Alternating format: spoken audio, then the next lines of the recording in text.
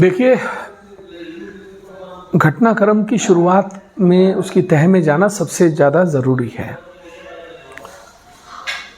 लोग 25-50 हज़ार की मात्र तनख्वाह लेकर अपनी मातृभूमि की रक्षा के लिए सरहदों पर अपनी जान देते हैं, शहीद होते हैं। क्या मैं अपने घर में बैठी हुई 95 साल की माँ के सम्मान की भी रक्षा नहीं कर सकता? अगर मेरी माँ को कोई ये कहे कि एक मंत्री के घर में रहती थी, वहाँ से एक आदमी भगा कर ले गया और उसने रखेल रखा और एक नाजायज़ पिल्ला पैदा किया विधायक खानपुर, इन शब्दों के बाद अगर कोई भी बच्चा अपनी माँ के सम्मान की लड़ाई नहीं लड़ सकता तो गंगा जी में डूब मरे। मैंने जो भी किया अपनी माँ के सम्मान में किया, मैंने जो भी प्रतिक्रिया दी अपने माँ के सम्मान में दी।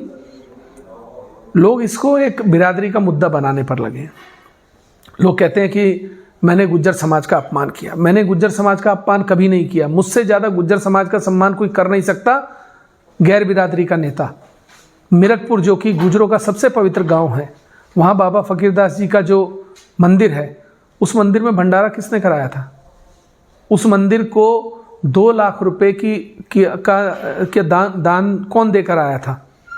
ये एहसान नहीं था मेरा, कोई मेरी श्रद्धा थी। मुझे आप ये मत सिखाएं कि गुज्जर समाज का सम्मान कैसे किया जाता है। मैं सर्व समाज का सम्मान करने वाला आदमी हूँ।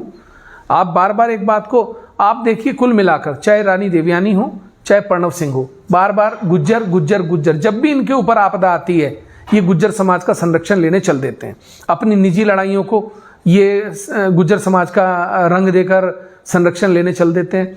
आप इनसे पूछिए कि क्या किसी की मां को ऐसे अपशब्द कहने चाहिए?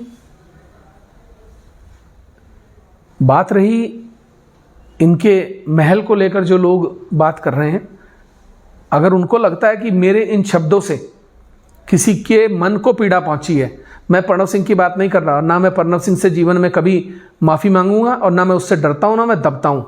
उसने जो किया उसको उसका खामियाजा भुगतना पड़ रहा है और आगे भी भुगतेगा।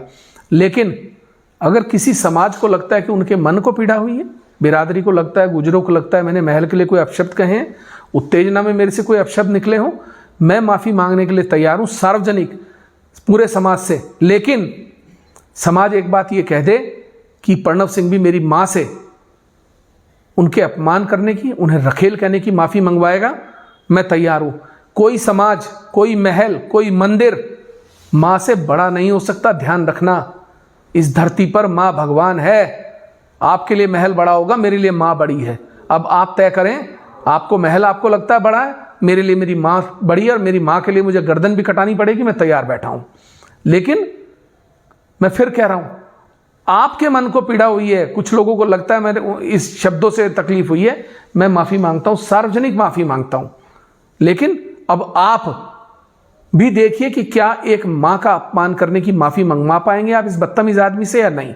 बस।